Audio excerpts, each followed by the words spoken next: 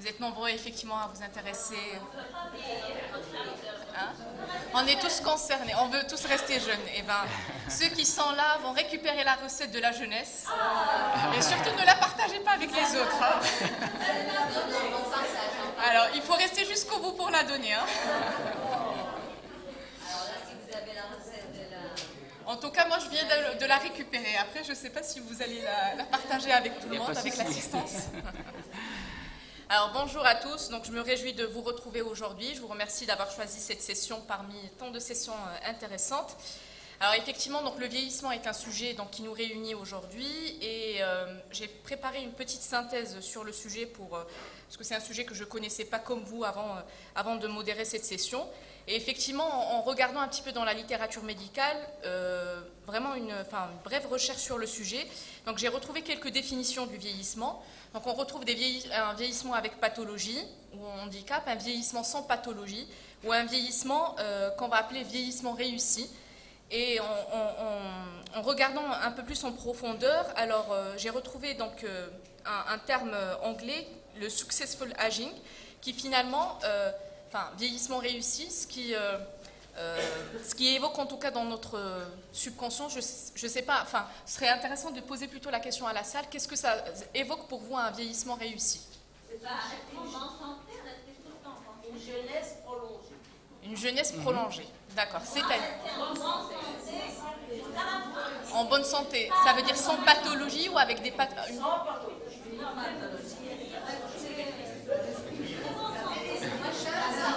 Donc alors un esprit jeune, alors c'est dans l'esprit aussi, c'est dans la tête, positive. D'accord, une bonne qualité de vie. Alors, sans pathologie de préférence ou avec en tout cas des pathologies qui vont impacter le moins possible le fonctionnement quotidien, habituel de la vie de tous les jours. Donc en tout cas, ce concept va être abordé par Dr Oudriri qui va nous éclairer là-dessus de façon appropriée. Et puis,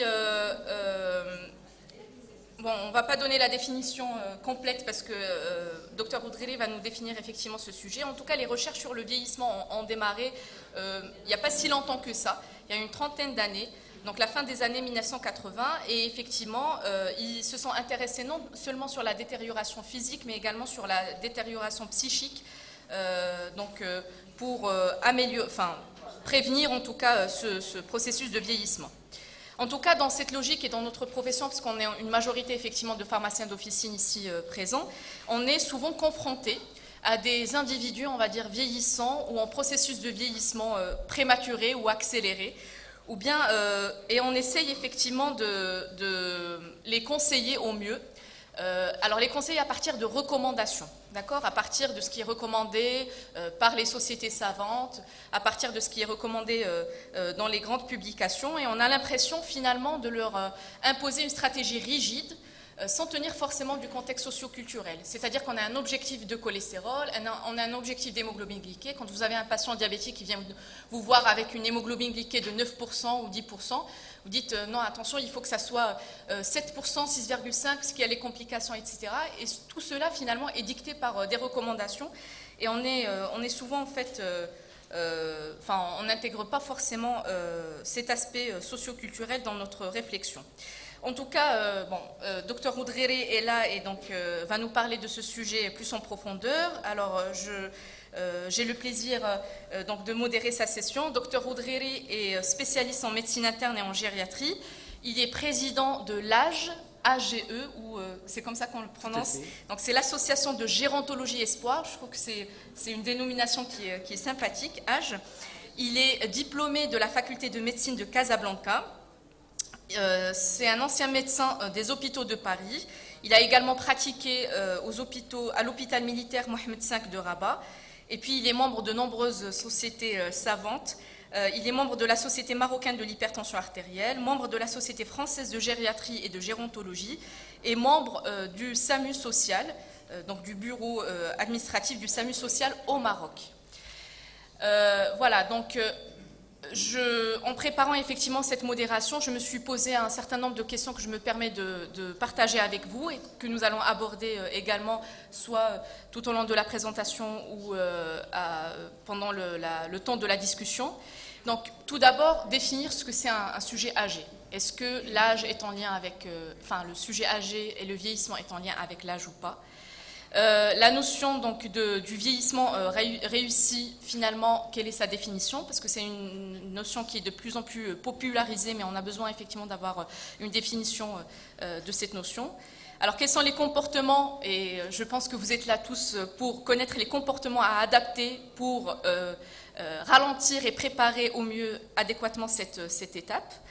Et quels sont les critères qui permettent effectivement de définir dans notre contexte socio-culturel marocain un vieillissement réussi, et comment on peut effectivement valoriser, comment on peut atteindre cet objectif-là, tout en valorisant nos capacités internes et nos caractéristiques intrinsèques pour les atteindre. Et puis pour terminer, y a-t-il un âge à partir duquel on peut considérer qu'il est trop tard d'appréhender les bons comportements et de ralentir le vieillissement?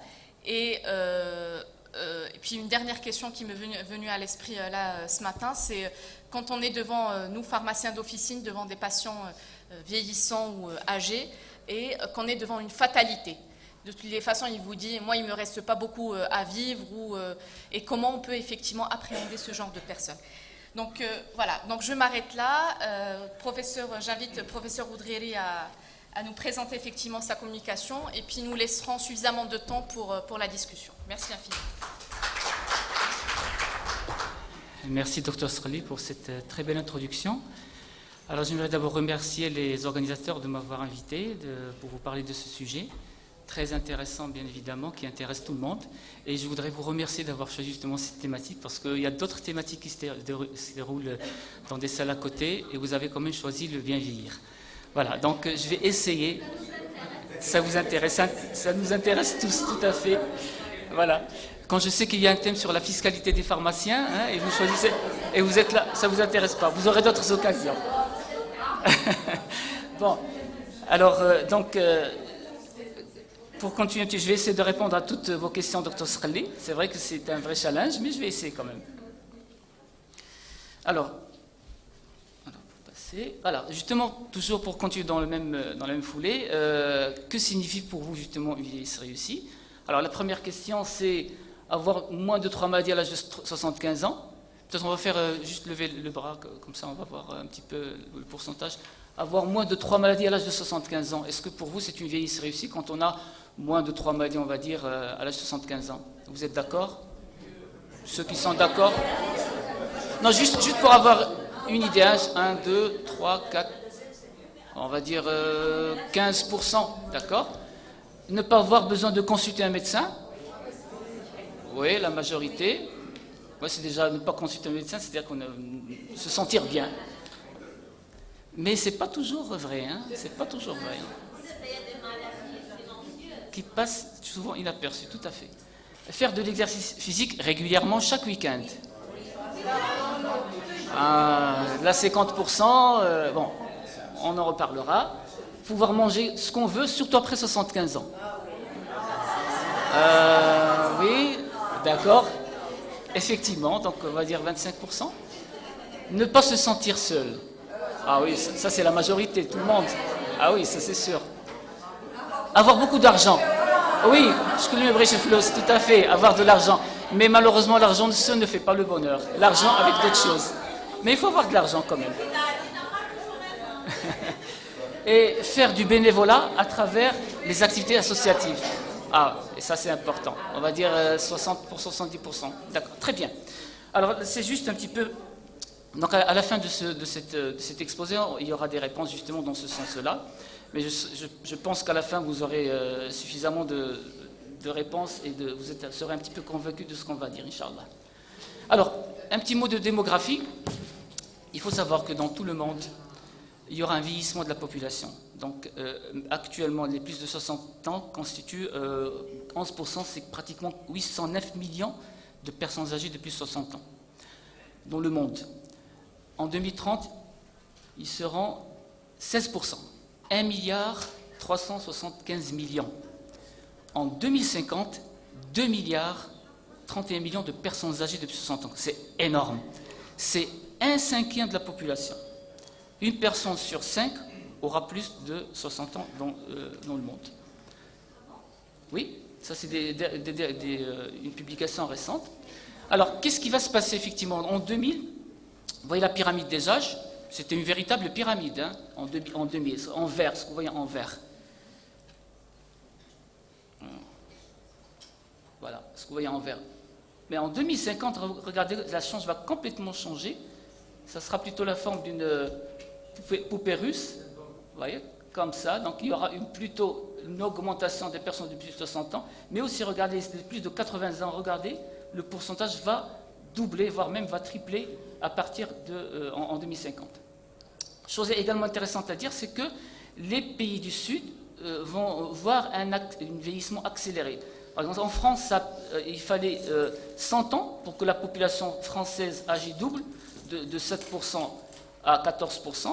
Dans les pays du Sud, dans les pays en voie de développement, on va dire, les pays du Maghreb, la population va doubler d'une manière très rapide. Ça va prendre environ 25 ans, voire un peu moins. Donc on va être vraiment en face d'une véritable problématique qui est celle du vieillissement.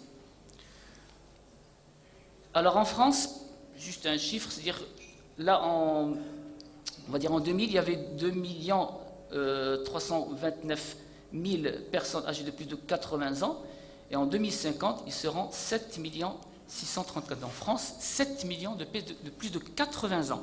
Je ne parle pas des 60 ans, plus de 80 ans. Une véritable... C'est un petit pays, on va dire même un grand pays, pourquoi pas. Alors l'espérance de vie. L'espérance de vie, on va dire tout ce qui est en jaune et en vert, les plus de 60 ans.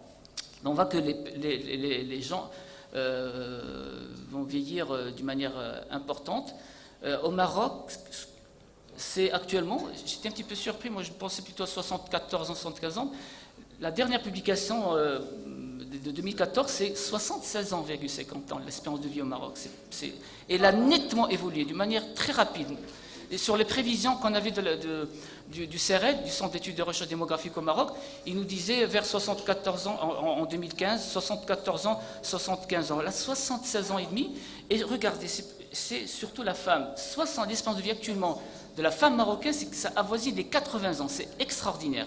Des progrès très très intéressants. Alors, effectivement, quand est-ce qu'on parle d'une personne âgée, la vieillesse, c'est, selon l'Organisation mondiale de la santé, c'est à partir de 65 ans. Voilà. Mais l'âge seul ne suffit pas. L'âge seul, c'est un critère parmi d'autres. Il y a également le côté social, le côté économique aussi. Pour certains, c'est quand on part en retraite, c'est déjà l'âge de la vieillesse. Maintenant, ça va commencer, ça deviendra 63 ans dans quelques années. Et dans d'autres secteurs, on peut avoir, même à l'âge de 55 ans, les gens peuvent partir en retraite. L'armée, il y a d'autres secteurs où les gens partent en retraite à un âge très précoce, 55 ans, 50 ans même. Donc c'est pas un véritable critère.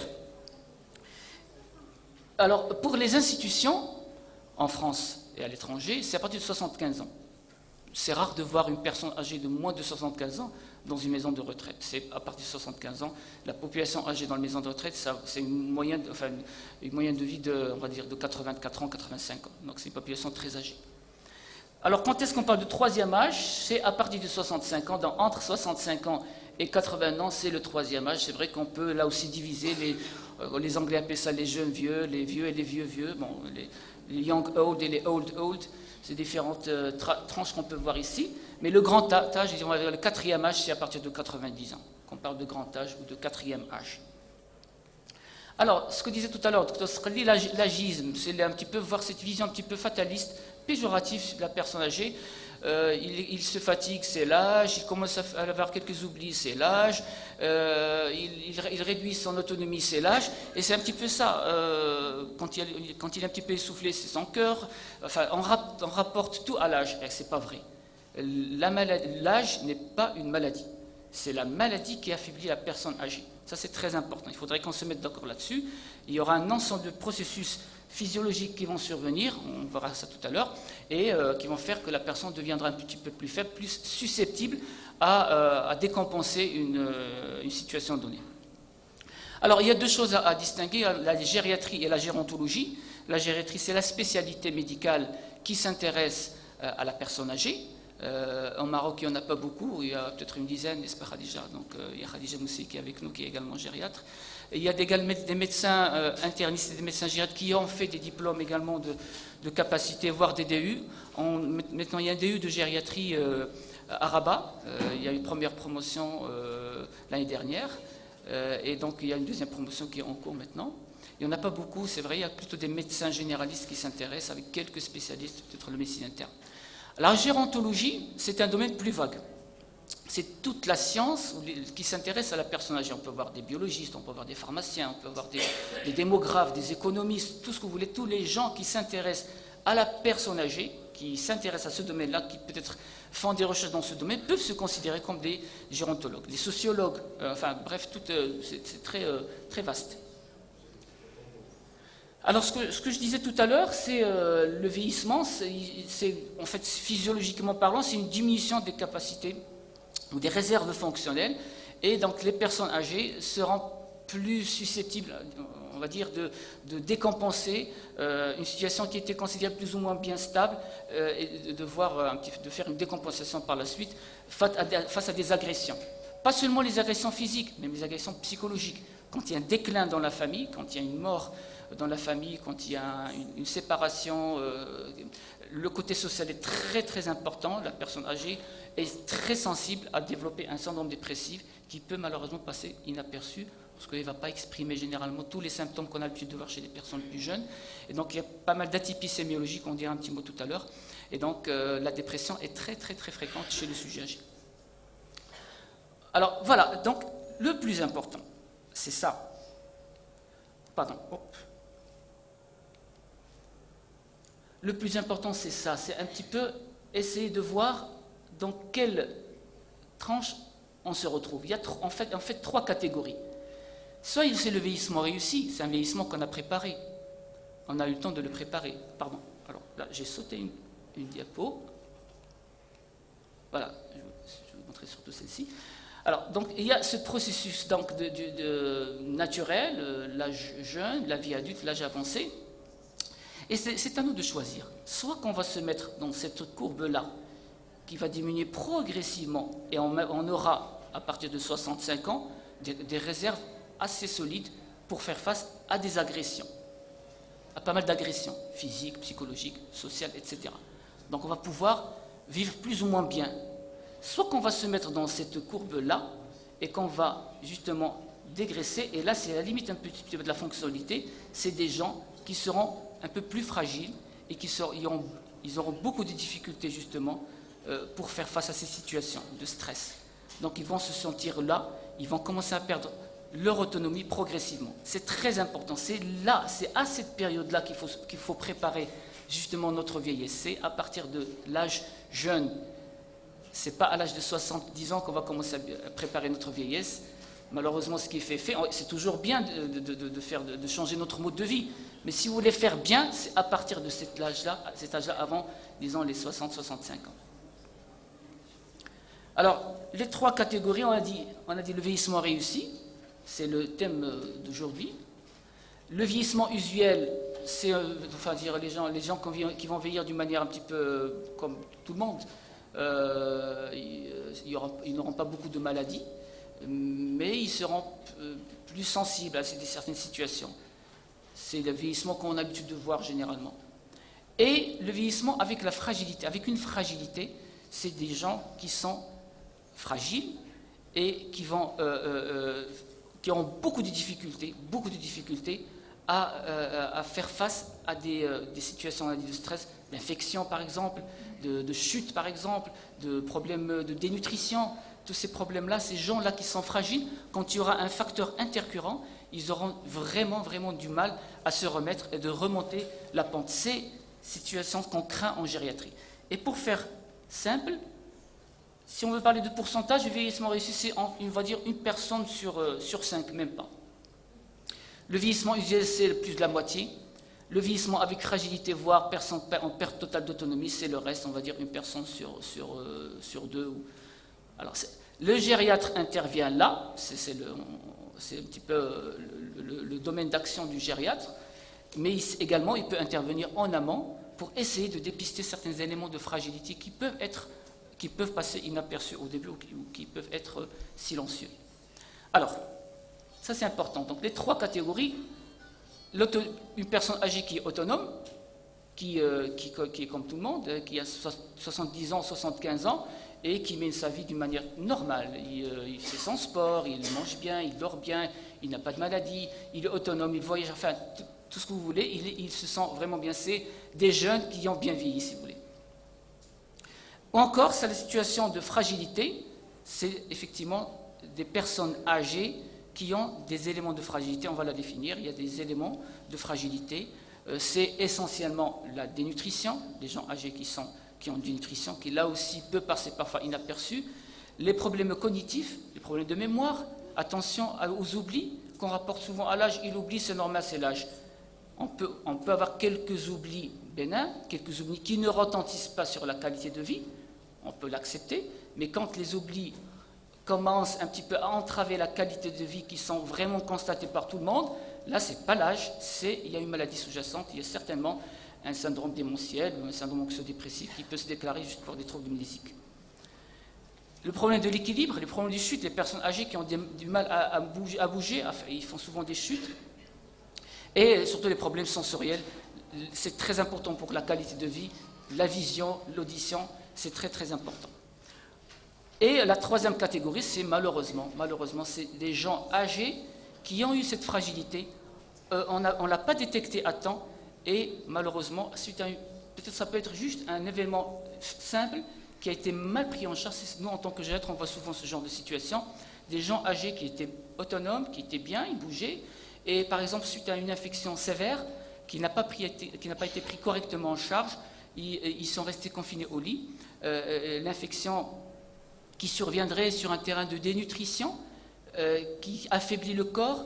On verra les gens qui auront des sarcopénies, un déficit musculaire, ils auront du mal à marcher parce qu'ils ont peur de tomber, ou encore ils sont tombés, ils ont peur de retomber. Hein.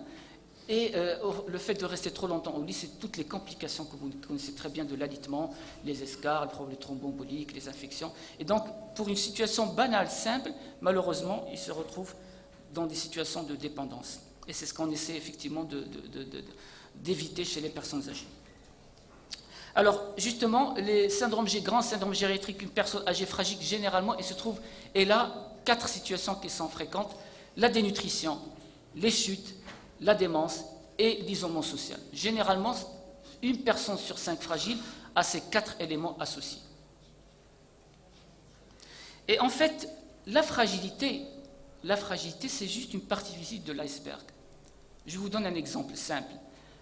Un diabétique, 80 ans, il déséquilibre son diabète, il ira voir son endocrino, son médecin traitant, il s'intéresse au diabète, il essaie d'équilibrer son diabète, mais malgré cela, ça ne passe pas vraiment bien. Il équilibre, mais il y a des choses qui peut-être existent et qui n'ont pas été recherchées. C'est ce qu'on appelle, c'est le rôle un petit peu du gériatre ou un médecin formé en gériatrie, de faire une évaluation gériatrique standardisée. C'est essayer justement de voir la partie cachée de l'iceberg. C'est ça. Une personne âgée, diabétique, qui déséquilibre son diabète, c'est tout simplement parce qu'il y a peut-être une infection qui a rendu son diabète déséquilibré, mais il y aura certainement d'autres choses. Un diabétique est plus à risque de développer des troubles cognitifs, une démence. D'accord, et qui peut avoir quelques oublis légers qui ne seront pas pris en considération et qui pourraient malheureusement faire le lit d'une démence. Et une démence, quand elle n'est pas diagnostiquée rapidement, malheureusement, c'est la catastrophe par la suite. Je suis sûr que vous avez des membres de la famille ou des gens qui ont un syndrome démentiel, une maladie d'Alzheimer notamment, et quand ce n'est pas diagnostiqué rapidement, c'est un grand calvaire aussi bien pour le malade que pour la famille. Donc le gériatre, il s'intéressera à tous ces éléments de fragilité, les troubles cognitifs, la nutrition, les troubles de l'équilibre, le côté de l'humeur, c'est très important, le côté sensoriel aussi. Il y a pas mal de choses qu'on recherche pour lesquelles le malade ne viendra pas vous voir pour ça. Et l'entourage ne vous parlera pas de ça. Il vous parlera peut-être, son diabète ne s'est pas équilibré, il y a d'autres choses derrière. Et c'est ça un petit peu le rôle du gériatre. Alors, donc, c'est une vision un petit peu prise en charge globale de la personne âgée qui essaie un petit peu d'améliorer sa qualité de vie et son état de santé, mais avec un accompagnement psychologique, c'est très important. La personne âgée qui vieillit, 40% des gens âgés vont faire une dépression dans leur vie. Donc, c'est énorme. Prise en charge sociale, on s'intéresse toujours en tant que gériatre du mode de vie. C'est très important. Est-ce que la personne est mariée? Est-ce qu'elle a des enfants? Est-ce qu'elle a une couverture sociale? Est-ce qu'elle a une retraite? Est-ce qu'elle vit dans un rez-de-chaussée ou un troisième, quatrième étage sans ascenseur? On voit souvent des gens âgés, troisième, quatrième étage, sans ascenseur. Donc ils auront une mobilité réduite. Ils ne pourront pas sortir parce qu'ils ont trouble de marche. Et donc ils ne peuvent pas faire les 3-4 étages. Voilà, donc c'est très important là, tous ces éléments-là. Ce qu'elle prend comme médicaments, ce qu'elle mange quotidiennement et tout ça. Donc c'est très, le côté social est très très important, l'environnement et puis la présence de l'aidant. Alors les dernières statistiques de 2008 faisaient état de 6,8% de personnes âgées isolées au Maroc. 6,8% de personnes âgées vivent dans des situations d'isolement. Mais quand on a posé la question, est-ce que vous avez des moments où vous sentez la solitude, 68% des personnes âgées ont répondu oui. C'est-à-dire même en vivant avec la famille, avec des enfants, la plupart du temps, ils restent seuls. C'est un élément très important à prendre en considération. La prévention, bien sûr, c'est important, on l'a dit. Il faut identifier la fragilité, prise en charge rapide des situations. Il faut intervenir rapidement. Quand il y a une situation aiguë, c'est là où il faut intervenir rapidement. Quand on a un retard, l'exemple de l'escar, par exemple. L'escar, vous connaissez tous l'escar et vous les voyez. Quand une escar commence à se déclarer, quand il y a une rougeur qui n'est pas prise à temps, il suffit de quelques heures, 24 heures, la rougeur deviendra une nécrose, et la nécrose peut s'étaler vers la profondeur, et on aura un stade 1 qui passera à un stade 4 d'une manière très rapide. Donc, juste l'exemple d'escar, vous avez d'autres exemples à citer. Donc, quand il y a un événement aigu qui s'installe chez la personne âgée, il faut intervenir rapidement en faisant appel justement à l'équipe qui pourra prendre en charge cette personne. Alors, ça c'est un petit peu la particularité du sujet âgé, c'est le travail d'équipe. Et c'est là un petit peu ce qui fait le charme de cette discipline, de la gériatrie-gérontologie, où on n'est pas seul à prendre en charge une personne âgée.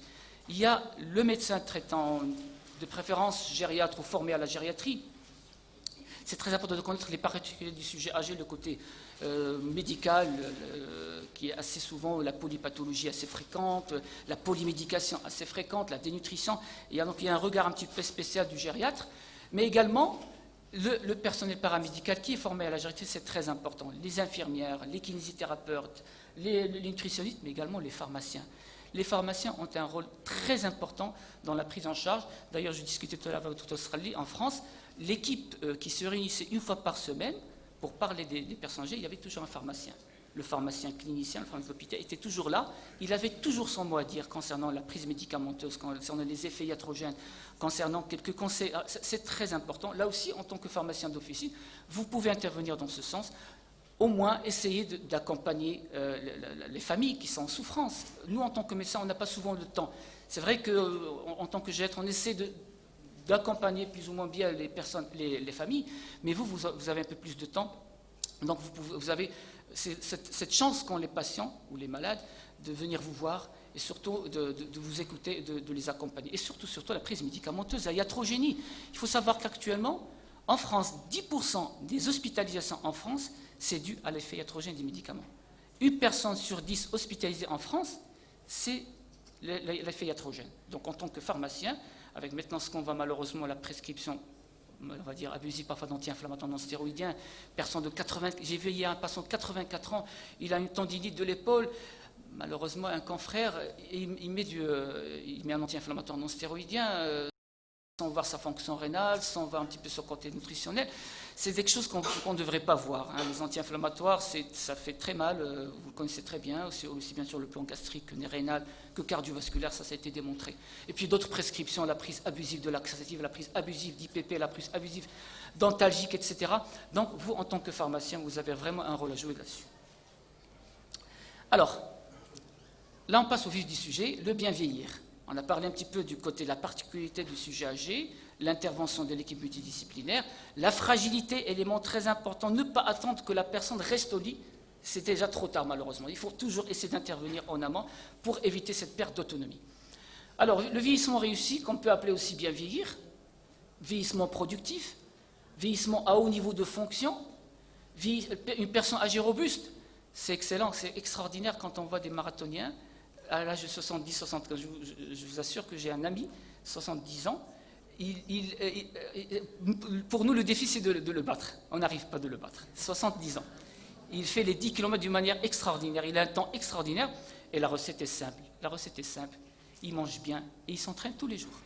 Voilà, il marche, il fait ses cours, il court 20-30 minutes par jour, de bonne heure, il va, il fait sa petite course à pied, 20-30 minutes, et là il continue à faire des semi-marathons jusqu'à présent. Il y en a plein, c'est juste un exemple.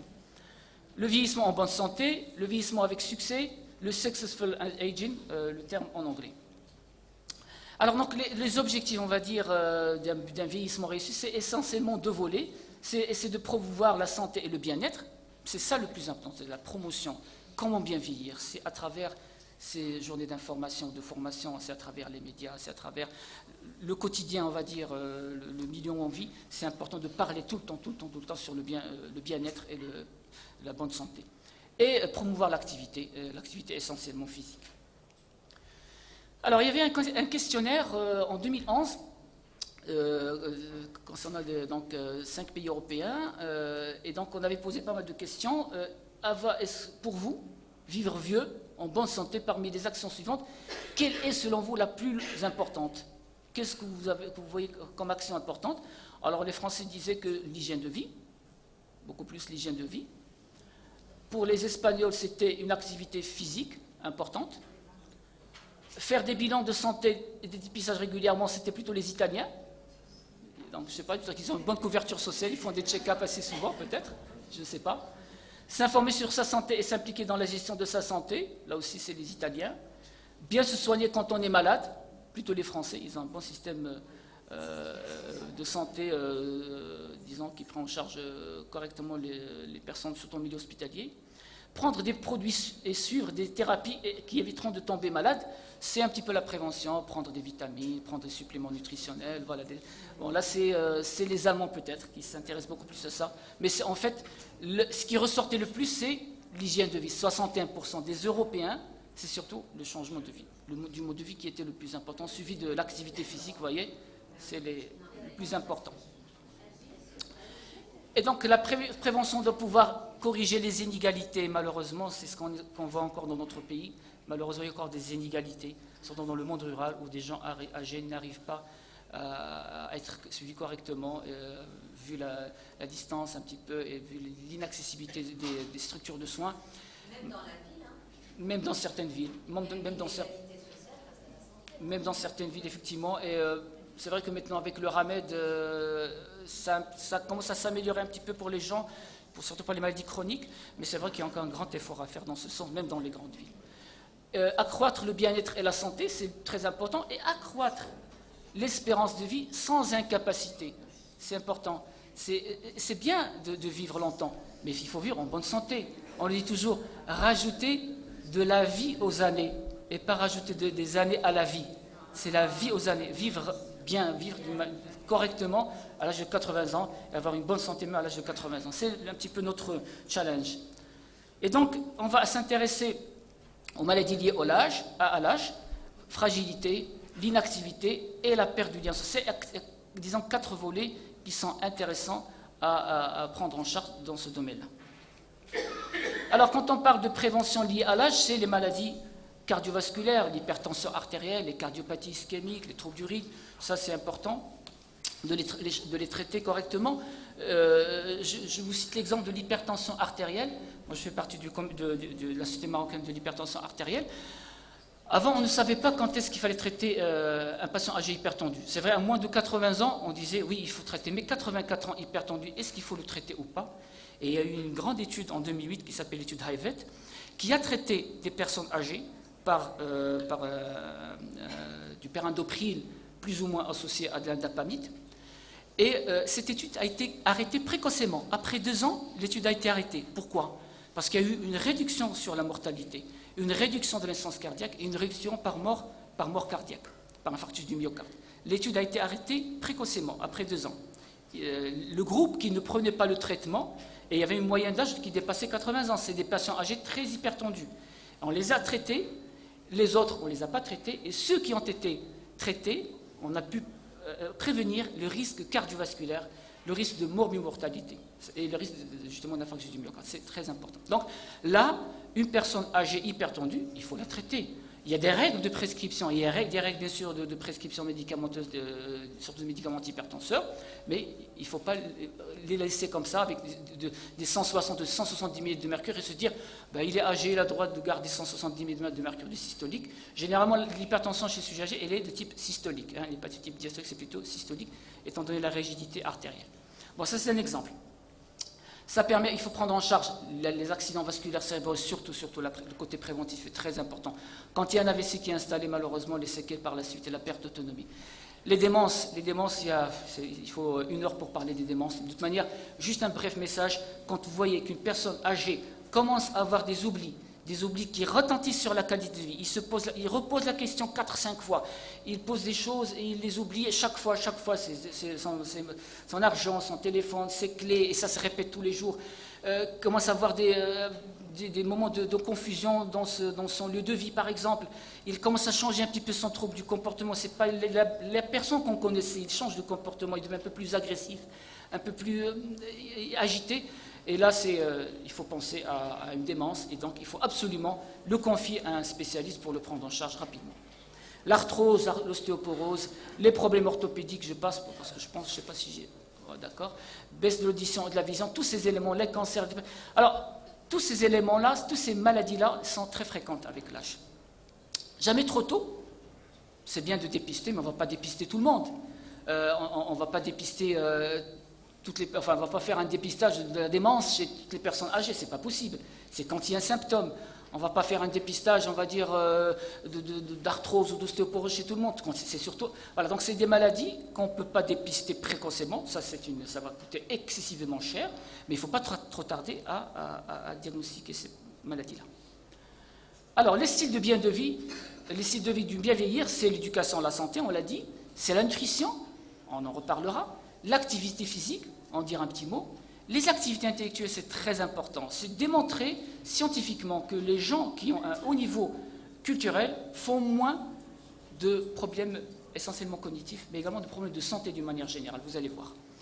Les activités de loisirs, toutes les activités de loisirs, les jeux de société, le jardinage, la cuisine, tout ce que vous, le bricolage, tout ça c'est important pour la santé.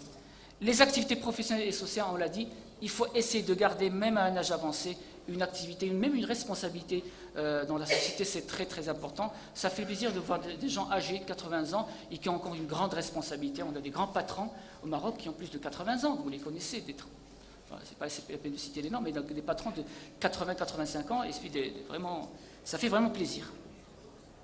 Il y a Femjid, l'année dernière, il avait 92 ans, 94 ans. Là, il exerçait jusqu'au dernier jour de sa vie.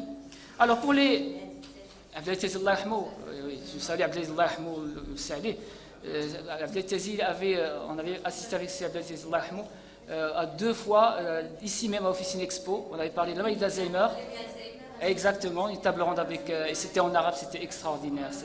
Je me rappelle toujours, il nous disait, moi j'ai 4 fois 20 ans avec quelques années de plus. Voilà, donc il le disait à chaque fois. Alors, la dimension culturelle chez les Américains, c'est important. Ils ont interrogé les Américains, et 80% d'Américains, pour eux, c'est quoi avoir une bonne... une vieillesse réussie, si vous voulez. C'est avoir des amis et une famille présente, ne pas se sentir seul, être encore participant dans le monde, être capable de faire des choix, être capable de prendre soin de soi jusqu'à la mort, être capable de faire face à des challenges, vivre sans pathologie chronique, continuer à apprendre des choses nouvelles et être capable d'agir en fonction de ses convictions et ses valeurs. Donc 80% des Américains, c'était ça. Si vous voulez, pour faire simple, c'est garder une certaine autonomie et avoir un sens dans la vie. C'est très important. Alors, les facteurs de risque toujours qui émergent actuellement, vous voyez les facteurs de risque, disons, du mal vieillir, vous connaissez très bien le tabac, l'hypertension, l'alcool, le cholestérol, mais aussi le surpoids, l'obésité. Maintenant, l'obésité, c'est démontré, c'est un facteur de un mauvais facteur de santé, et également l'inactivité physique. Donc c'est deux, disons, facteurs qui émergent, l'obésité et l'inactivité physique, c'est deux mauvais facteurs, disons, pour la santé. Les facteurs, disons, on a parlé tout à l'heure de l'activité physique, l'inactivité, elle réduit la longévité. Ça, c'est démontré aussi sur une étude entre 35 et 80 ans. Les hommes inactifs ont une mortalité 2,7 fois plus élevée que l'ensemble des hommes sur la période entre 91 et 99. Vous voyez, les gens inactifs non retraités, entre 35 et 80 ans, ils mourraient, on va dire, 2,7 fois plus que les autres catégories, les cadres, les professionnels, les agriculteurs, les artisans. Donc c'est plus de la moitié. Et il y avait une étude faite par des chercheurs taïwanais. Ils ont suivi 400 000 individus. 400 000 individus sur 8 ans. Et c'était plusieurs catégories, mais surtout une catégorie de personnes qui étaient inactives, et les autres exerçaient une activité, on va dire, moyenne de 15 minutes par jour. Et les résultats, c'était un risque. Les personnes qui faisaient 15 minutes d'activité avaient un risque, moins de risque de mourir par un cancer dans 10%, et moins de risque de décès, toutes causes confondues, de 14%. Et donc l'espérance de vie était allongée de 3 ans.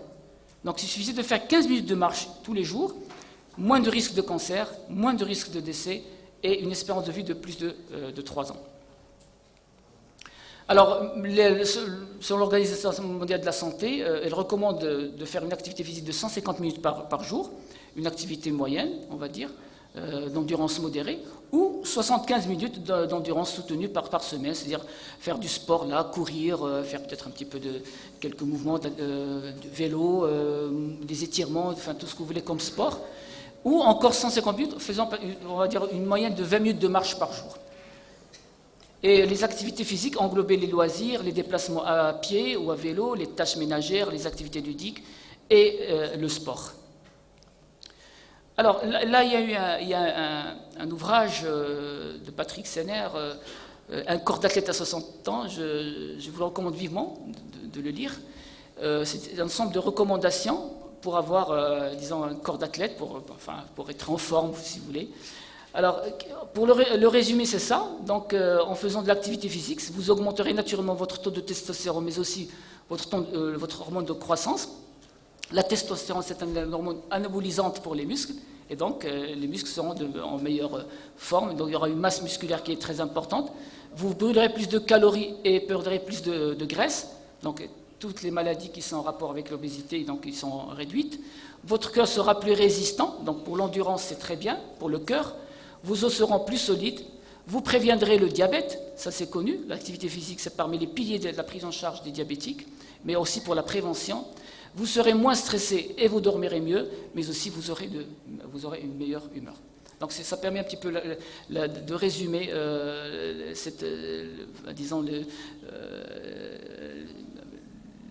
disons, on va dire, ce qui se passe quand on fait de l'activité physique sur le corps. Alors, meilleure humeur, je cherchais un petit peu mes mots, hein, le meilleur, parce qu'il y a une hormone anabolisante. Quand on fait du sport, il y a une hormone anabolisante qui est sécrétée, l'endorphine, je pense. L'endorphine, tout à fait.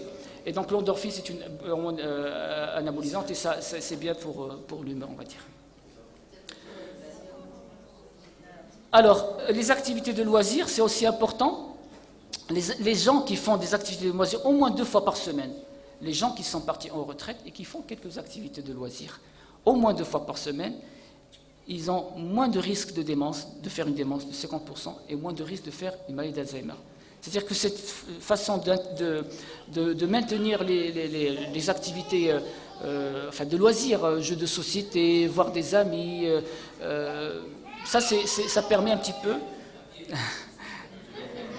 Ah oui.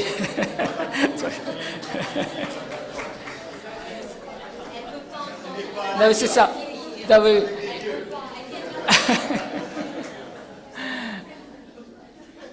Alors, on a parlé de l'activité physique. Également, le côté de l'alimentation, c'est très important. C'est bien de manger. Il ne faut pas manger moins, mais il faut manger mieux. Il faut un petit peu choisir ce qu'on mange.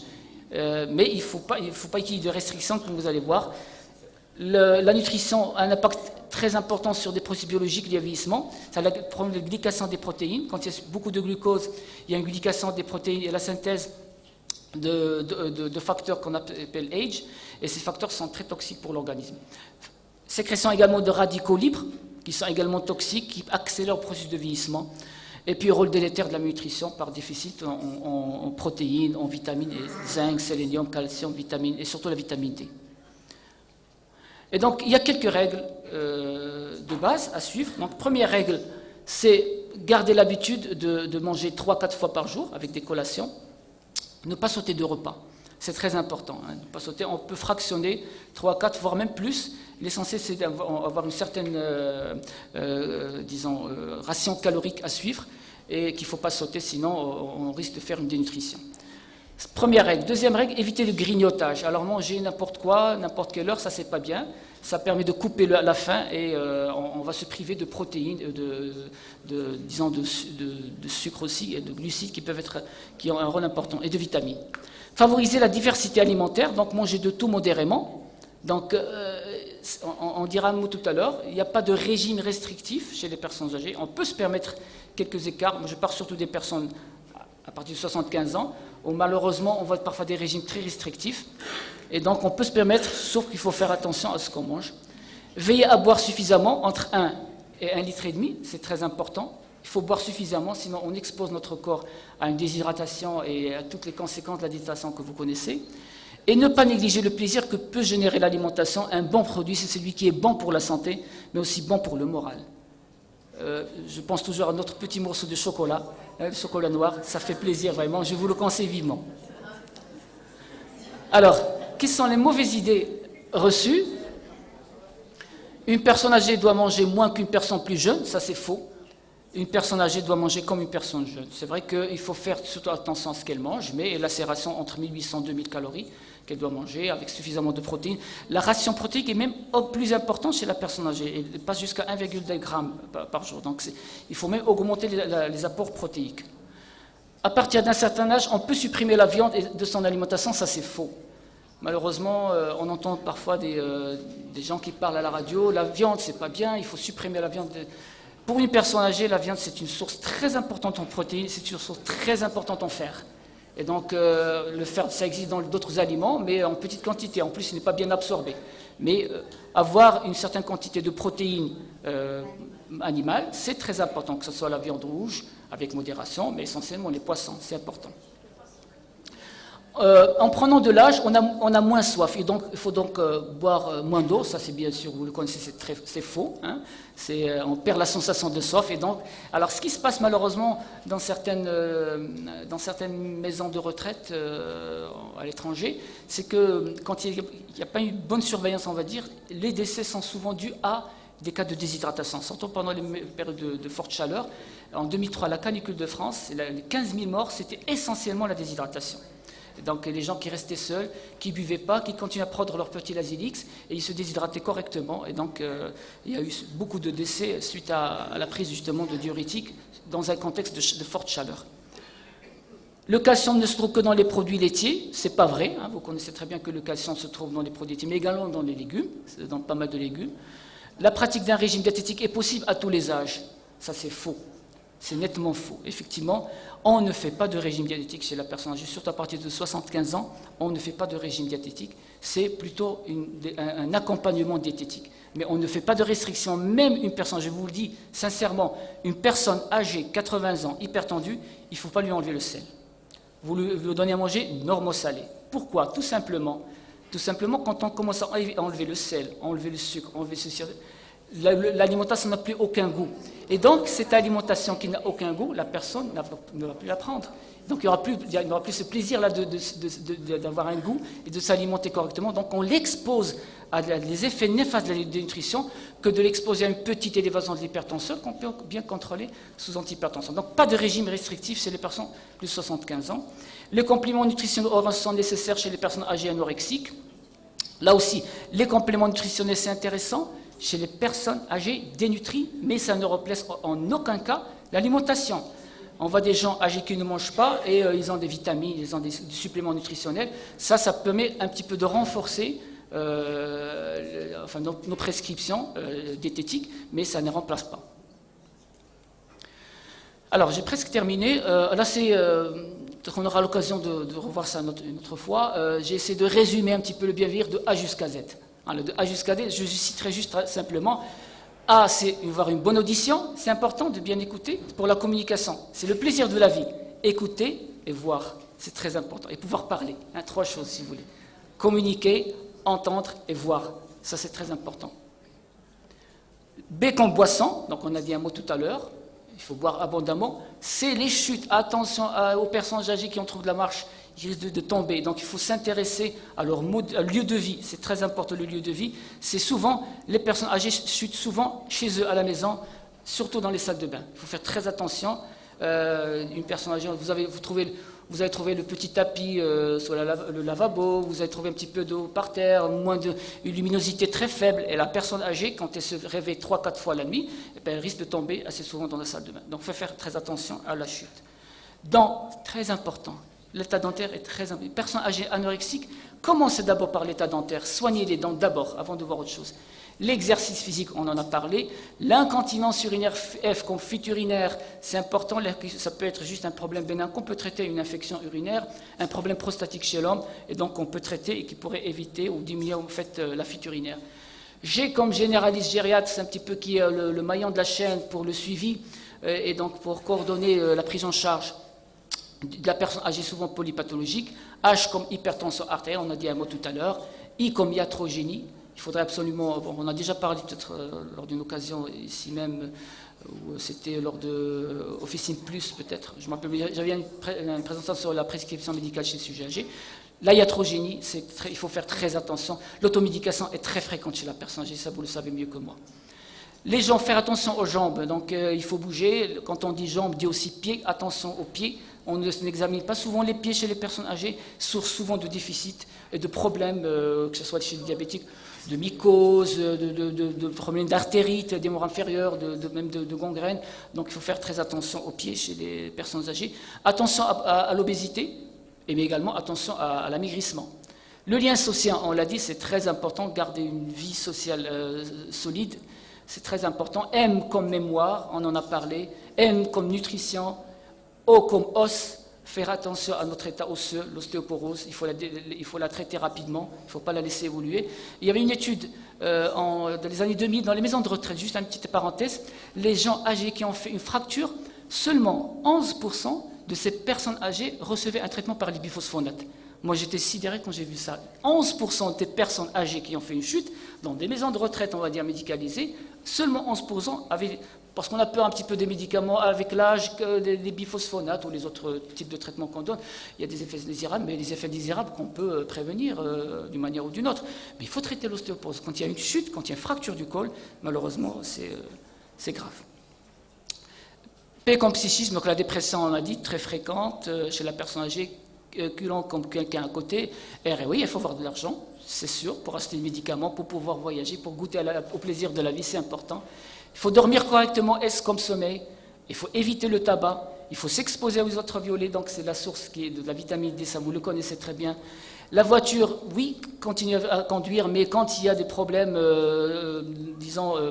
d'autonomie, quand il y a des problèmes de mémoire, quand il y a des problèmes visuels, il faut faire attention parce que c'est source souvent d'accidents. Les yeux, traiter les yeux, c'est aussi important, la qualité de vie, on l'a dit. Il suffit d'une opération. Quand on traite une cataracte, ça permet de réduire significativement le risque de chute. Et Z, qu'on pourrait rester Z. Donc, c'est essayer d'éviter le stress. Ah, ça, c'est un autre sujet. Alors, donc, pour terminer, disons les acteurs clés de la prévention, ça passe par le médecin généraliste, médecin gériatre, c'est important, même les pédiatres. Le pharmacien, ils ont un rôle important, on l'a dit au début, dans la prévention sur le bien vieillir. Le personnel paramédical, l'hôpital, l'école, enfin toute la formation, depuis l'âge de jeunesse jusqu'à l'âge universitaire, c'est très important, et les masses médias. Les masses médias, fort heureusement ces dernières années, il y a une richesse justement maintenant des émissions qui parlent de la santé. Il faut choisir, on va dire, pas toutes les émissions sont toujours bonnes, mais il faut choisir. Et alhamdoulilah, jusqu'à présent, il y a de très belles émissions qui quotidiennes, aussi bien sur la nutrition que sur les maladies qu'on rencontre, etc. Tout ça c'est important. Alors, que signifie pour vous un vieillissement réussi? Pour dire, c'est des personnes qui seraient davantage actives qu'en bénévoles, feraient davantage d'exercices et participeraient à davantage d'activités communautaires, mangeraient mieux avec des repas équilibrés et diversifiés, ils auraient à consulter moins souvent le médecin et passeraient moins de temps malades et alités, ils auraient davantage d'énergie pour s'adonner aux activités qui leur plaisent, et ils aborderaient le quotidien avec plus d'enthousiasme et de plaisir et trouveraient plus de sens à la vie. Pour résumer un petit peu la question de tout à l'heure, et donc pour finir, la recette, si vous voulez, ça se résume sur 6 éléments. Santé, prévoir, prévenir et soigner.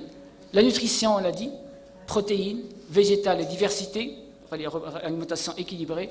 Exercice physique tous les jours, pas les week-ends, tous les jours, 10, 15, 20 minutes, c'est très important. Stimulation cognitive régulière, la lecture, les jeux de société, tout ça c'est important, en fonction bien sûr du contexte. L'affection, il faut vivre en famille, il faut vivre en communauté, c'est très important. Et il faut avoir une sérénité quand même philosophique et surtout spirituelle, c'est très très important. Voilà, donc je vous invite tous à courir demain. C'est la journée mondiale de la femme, le 8 mars, et demain à Marrakech, il y aura une course de 5 km pour les femmes et de 10 km pour les femmes et les hommes. Est-ce que quelqu'un parmi vous est déjà inscrit? Bravo, donc moi aussi, on va se retrouver demain, ça fait plaisir. Donc je vous incite à faire du sport, c'est très important, du sport quotidien, de penser dès maintenant à changer votre mode de vie ou de réfléchir sérieusement sur ce côté-là. Et donc je vous remercie.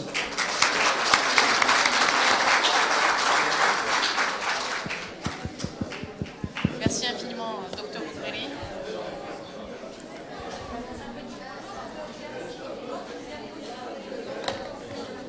Alors merci infiniment pour votre présentation.